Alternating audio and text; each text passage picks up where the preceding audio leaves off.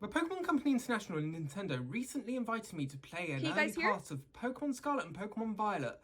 And within that, I got to experience much of what there is in the Paldea region, including finding the world's first shiny Pokemon in Pokemon Scarlet and Violet. So, Pokemon Scarlet and Violet are the much anticipated 9th generation of Pokemon games, and following from a massive departure from the norm that was Pokemon Legends Arceus, people have been wondering if these games will be more akin to Pokemon Sword and Shield or the new style of gameplay from Pokemon Legends Arceus. Sick! We're given access to over an hour of gameplay, and we can tentatively answer that question. It is an amalgam of both, and is showing signs of being the most ambitious Pokemon title yet. We were let loose in the region of Paldea in the game shortly after the start. All three paths for Gym Challenge of Victory Road, facing Team Star in Starfall Street or facing the Titans in the Path of Legends, were made available to us, and we were told we could do whatever we want, take whichever path that we want. This feels like a sign of how the game truly is. It is a vastly open landscape. As all the paths were available to us, they did get flagged on the map, so you can easily go to whatever goal you desired at the pace in which you desire. This really gives players the choice of where to go rather than holding our hand and us being the passengers on the journey. Yeah, I like how open it is. Do sometimes try to suggest that you that was a little things such as check on. Wait, you guys, that was a little scatterbug? Scatterbug, the one that evolves into Vivillon. I don't know if you guys saw that in the little corner there. Other characters lead you to the other story points as you go through certain stories. For example, Nimona suggested that we check on Arven after we defeated the gym. Oh, Tobeans! Pokemon has been dabbling with open areas ever since 2016's Pokemon Sun and Moon. With the Pony Plains in Pony Island showing a small look at how the future may be, it then grew with the wild area in Sword and Shield, then the Isle of Armor, the Crown Tundra, and finally the Hisui region's 5 open areas in Pokemon Legends Arceus. Yeah, that's right. Region yeah, they got really more and more open. open. Final step into creating a big open world, and it really feels like it has hit the mark. We were only allowed in a small corner of Paldea, and that area itself was big. So often I found myself distracted from the main task just to see what was around the corner, up the cliffs, around the ridge. Look at the little seating area with little shroomish. The time that had been given to me run out before I hit any of the story paths because I was having such fun exploring and finding the Pokemon.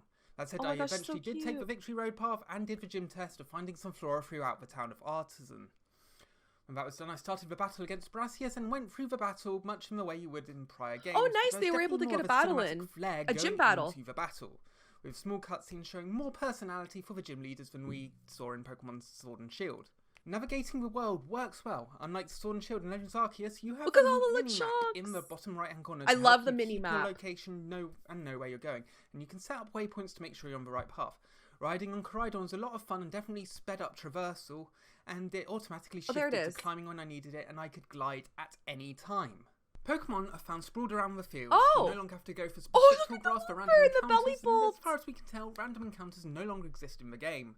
Bleeping or just going about their day. At one point I was gliding over the field on Koraidon and looked down and I saw 2 Pokemon racing underneath me. Ralts, look at little Ralts. And at one point I walked across the field and saw 2 deerlings sleeping amongst the grass with some other Pokemon flying behind them. Sometimes you will also see a group of 4 or 5 of the species of Pokemon together, sometimes with one of the evolutions in the middle. There is a catch to this though, as the wild Pokemon's interactivity is closer to Pokemon Sword and Shield than Pokemon Legends Arceus. You won't be running away from a Pokemon's attacks here to protect yourself, but at worst they will run at you to start the encounter. And that is how wild encounters primarily run. Much like in Pokemon Sword and Shield, if you walk into a Pokemon in the overworld, you'll start the wild encounter. But unlike Sword and Shield, you will not go to a random backdrop.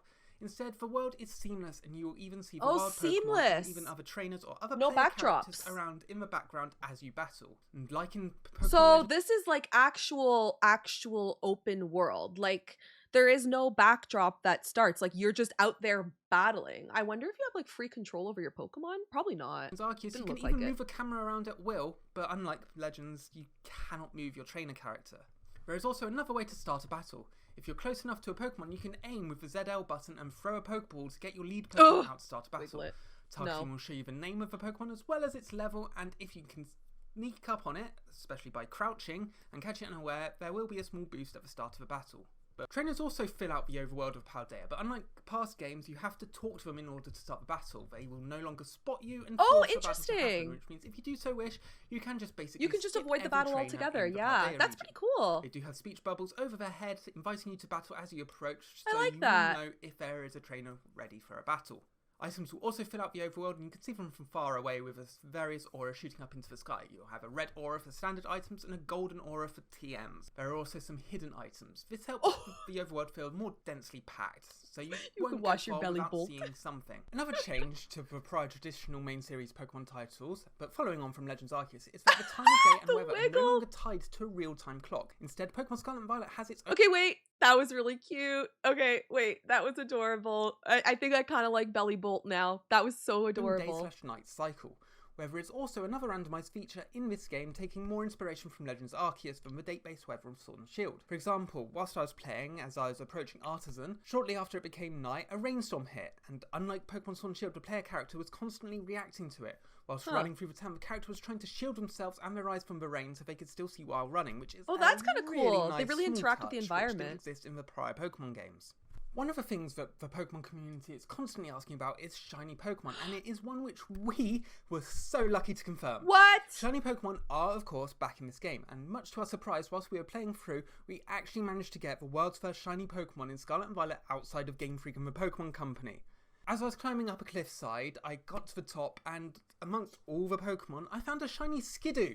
That's right, continuing from Pokemon Let's Go Shut and Pokemon up! Legends Arceus, shiny Pokemon are fully visible on the overworld, which is an improvement over Pokemon Sword and Shield where you Overworld Shinies! We aren't quite sure if there was a special cue, visual or otherwise, due to how we approached the shiny Pokemon, but it was really something to climb up there and find the shiny Skidoo.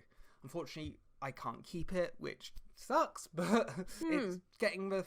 Why didn't we get the footage of that? Pokemon in the game is an experience I will never Overworld Shinies Shinies. Confirmed. Battle-wise, Pokemon Scarlet and Violet definitely align more with Pokemon Sword and Shield. Gorn's Legends Arceus' more simplified battle system with the agile and the strong styles of moves, and battles have returned to the more complex and full battle system of the previous main series titles.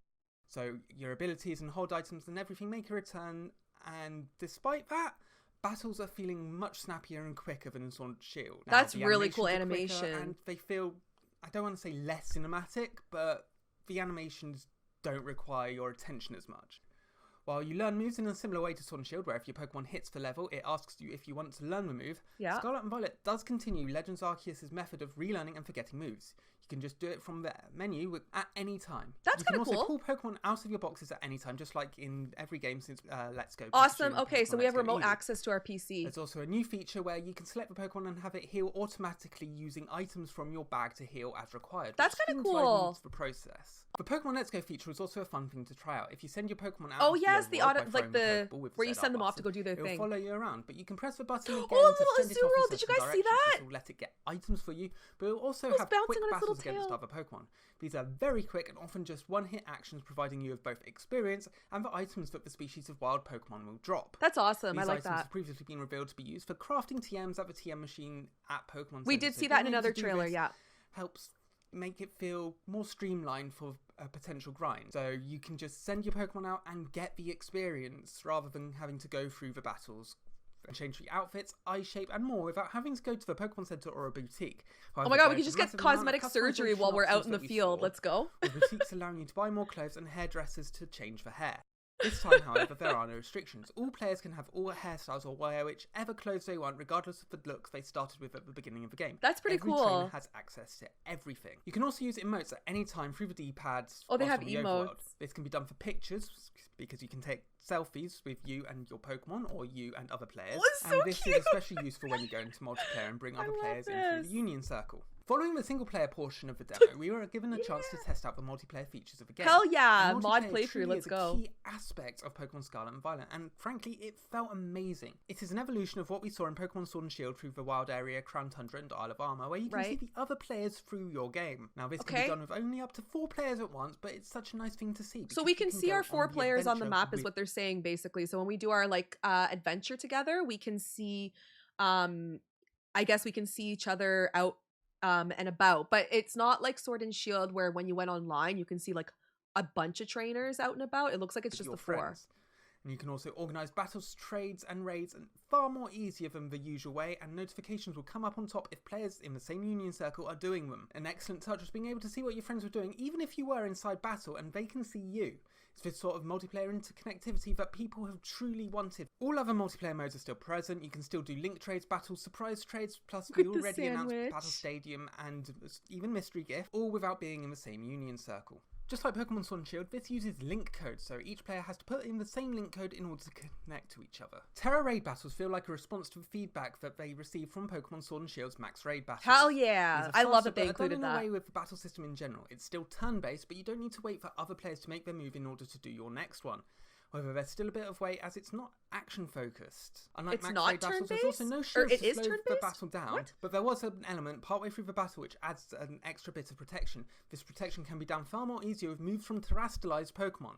All Pokemon can terrestrialize in these raid battles, but in order to access it, you need to have multiple moves hit the opposing Pokemon first. This works as a way to keep the battles balanced. If all players are knocked out at the same time, or the time limit runs out, you will lose the battle. It may have been because this was a different battle system at first, but we actually lost our first raid battle in testing against a 4-star Diagonal. This is definitely an exciting notion as Max Raid battles lost their challenge fairly early on in Sword and Shield's life. All in all, on first play, Pokemon Scarlet and Violet feels like it has so much potential to be a huge step forward of the franchise. There are so many surprises that have yet to be revealed, and if the potential holds throughout the game, Pokemon may have actually reached its new peak.